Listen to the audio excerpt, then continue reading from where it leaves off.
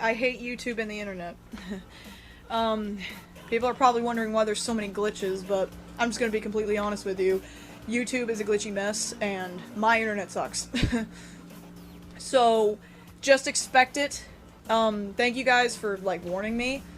If I sound angry, I am, because it's getting frustrating. It's like, every time I try to post anything, this happens now. I want you guys to keep telling me. I appreciate it, because before I wouldn't even notice. So, please, you know, let me know. Like, message me on Amino, or Twitter, or Instagram, wherever you notice it, even YouTube, tell me. For the two who told me about the Northville 9, by the way, thank you very much. I know it took a while, but like I said, some things have been, as of when this is recording, going on in my life, so it took a while to get to it. But I'm just gonna re-record it, just because I don't feel like taking the time to find the audio that is just in my dad's computer.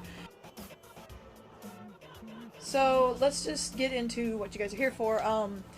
First off, what we know about the Northville 9 so far, I'm going to start from the main things we learned first down to what I've learned recently, which is first off, the Northville 9 was a group of 9 brothers that First Ninja was related to. First Ninja is the only member that survived the attack by the sorcerer. They had all died. He became the first ninja of the legacy, but they started what made this whole thing happen. Like, they were the cog that started this machine. They also aren't actually from America, which is where Northville is. For those who are thinking, because I've seen a lot of people ask it, I'll try to clear this up in as many videos as I can, because it seems like nobody really knows this. Well, why does Northville have a lot of Japanese stuff if it's in America? That's because the Northville 9 was from Japan. They fought the sorcerer, and they traveled overseas. Like, the whole thing went just across seas, and the resting place of this fight that kept going until they had died ended in America.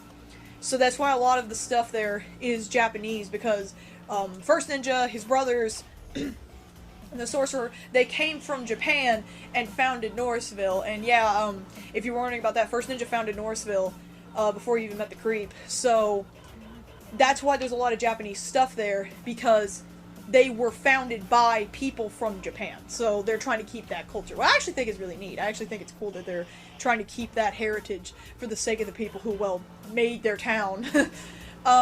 Once again, going into that, the Nomicon has all of their minds in it, and we actually were supposed to see each one of the 9 help Randy, like how we saw First Ninja help him. There was supposed to be a lot about the Northville 9, but they were a huge, important figure in Randy Cunningham. And they were talked about a lot in the office with respect, and just nothing was ever good enough to be wrote for these characters. Like, that's how important these characters were, that the writers never could decide what's good enough for these guys. What little bit we did get after that, if you've noticed, sometimes they'll show a stage. I think the 2 most prominent ones were in Stank Your Heart and 3 Mascot Tears. It showed a stage and some music. That's actually one of the brothers. One of the brothers really enjoys music. Another one really liked fighting. Like, we know First Ninja likes fighting, but this guy loved fighting and training. Another thing we know is one of the brothers was actually kind of distant from the other ones, and he was pretty dark and brooding. He also was kind of the magical one of the group. He tended to work on witchcraft and dark magic in general. Yeah, when I found that out, that's part of the reason why I made that theory about him and the Shadow Warrior being the same person, which, if you haven't seen my theory video, it's really down in my channel, but it actually worked when I uploaded it, so it's still there. But yeah, to me that just shows more proof that he's the Shadow Warrior, but you know, that's just me.